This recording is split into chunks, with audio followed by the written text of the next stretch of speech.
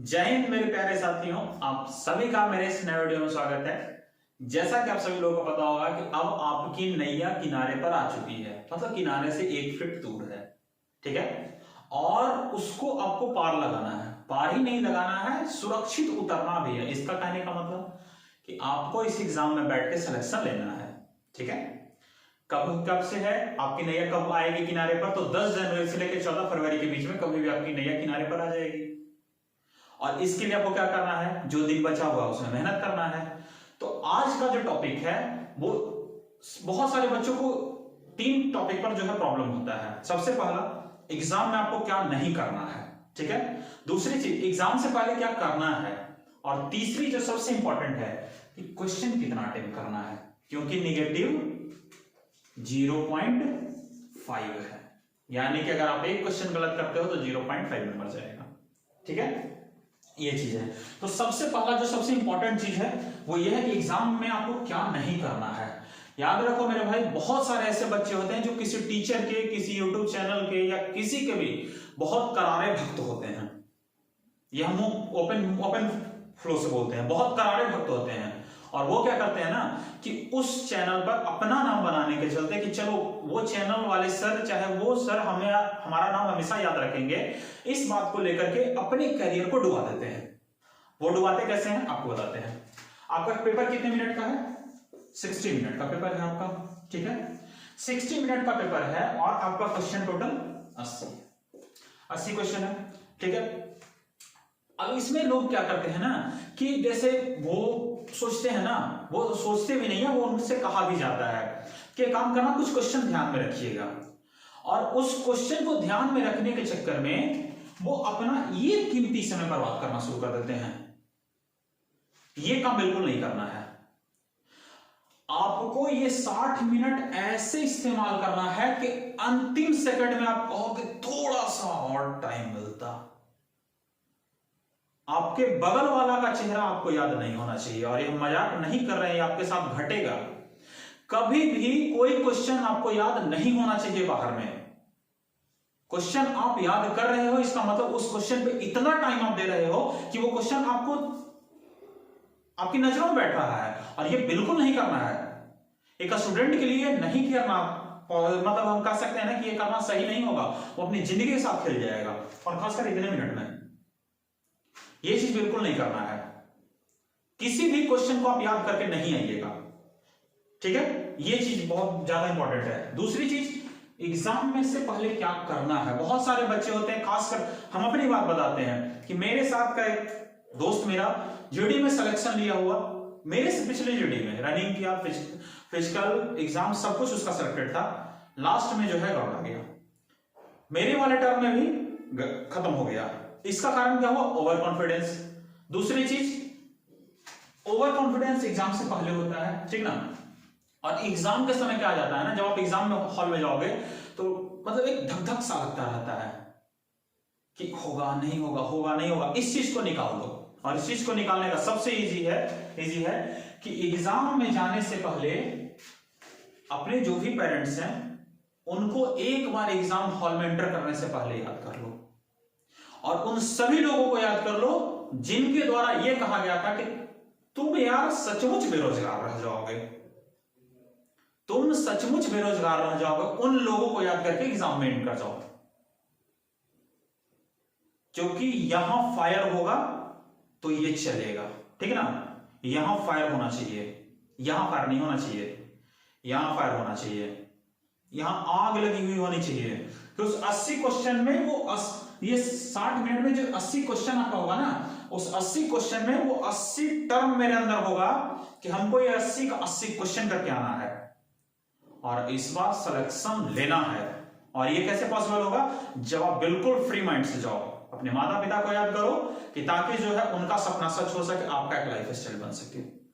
और तीसरा जो सबसे इंपॉर्टेंट है कि एग्जाम में कितना क्वेश्चन अटेम्प्ट करना है। तो मेरे भाई, हम ओपनली बात बताते हैं, 60 क्वेश्चन तो आपको बिल्कुल अटेम्प्ट करना है। 60 क्वेश्चन कोई मायने नहीं रखता है। अगर इससे कम कोई बच्चा अटेम्प्ट करके आता है तो वो अपनी लाइफ के साथ खिलवाड़ कर रहा है।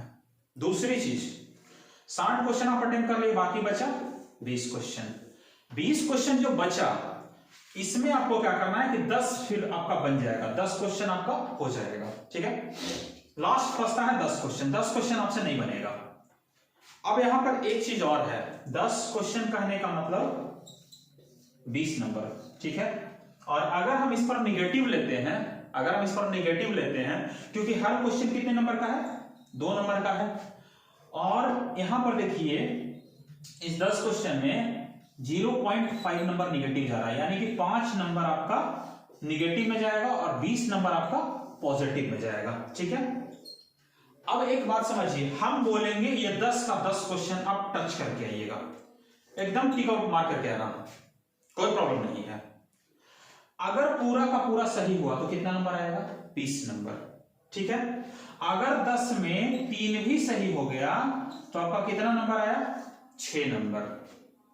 10 में अगर 3 भी सही होगा तो कितना नंबर आया, 6 नंबर, और बाकी गलत हुआ तो कोई मतलब नहीं। अगर 10 का 10 गलत हुआ तो 5 नंबर आपका जाएगा। तो ये एक माइनस पॉइंट है। तो याद रखिएगा, जैसे हम लास्ट 10 क्वेश्चन ऐसा होता है कि जिसमें हम दो जो ऑप्शन होता है ना, उसमें हम छांट नहीं पाते हैं कि क्या सही है क्या गलत है। 2 ऑप्शन को तो हम छांट दिए, 2 ऑप्शन हमसे नहीं हो पाता है कि इन दोनों में कौन सही है। तो जब ऐसा आए तो जो आपका दिल करे वो मार के निकल जाओ। और ये कब, ये सिर्फ होना चाहिए जीके में, मैथमेटिक्स में बिना बनाया मत मार के आइएगा। मैथमेटिक्स और रीजनिंग में बिना अटेम्प्ट किए हुए मत आइएगा। मैथमेटिक्स और रीजनिंग 40 क्वेश्चन जो आपका है वो परफेक्टली सही होना चाहिए, इस बात का खास ख्याल रखिएगा। 40 क्वेश्चन में 39 नहीं होना चाहिए मेरे दोस्त, वरना इतने दिन का मेहनत आपका खराब हो जाएगा। 40 में 39 नहीं होना चाहिए, 40 में आपका 40 सही होना चाहिए, इस बात का ध्यान रखिएगा। बाकी बचा 40 में ये दोनों का 20 यहाँ 20 यहाँ, इन दोनों में जो है ना, दोनों सेगमेंट में आपको ये ध्यान रखना है कि जीके का जो पेपर है ना, जीके के पेपर में 5-7 ऐसे क्वेश्चन आते हैं जो हमें नहीं आते हैं, तो वो आप 5-7 को जो है ना कंटिन्यू टिक आउट करके आ सकते हैं, ये चीज कंफर्म है। और दूसरा चीज कि ज्यादा निगेटिव लेने का भी कोशिश नहीं करिएगा, ये दोनों में तो निगेटिव लेने का कोशिश बिल्कुल मत करिएगा। जो आपसे नहीं बन रहा है, दूसरी चीज टाइम ज्यादा इसमें मत किल दीजिएगा, टाइम ज्यादा बिल्कुल नहीं। ठीक है, टाइम बिल्कुल नहीं आपको देना है ज्यादा। जो क्वेश्चन नहीं आ रहा है स्किप, जो क्वेश्चन नहीं आ रहा स्किप एकदम बिल्कुल, क्योंकि आपके पास समय बिल्कुल कम होगा। ठीक है, तो आप इन 3 बातों का ख्याल रखिएगा। एग्जाम में, तो एग्जाम में आपको कोई भी क्वेश्चन याद करके नहीं आना है। बाहर आए तो आपसे ये पूछे कि हाँ ये क्वेश्चन इसमें था, भाई हमको नहीं पता है, हम बस बना दिए, और जो बना दिए वो परफेक्ट बना दिए, सिलेक्शन दे देंगे।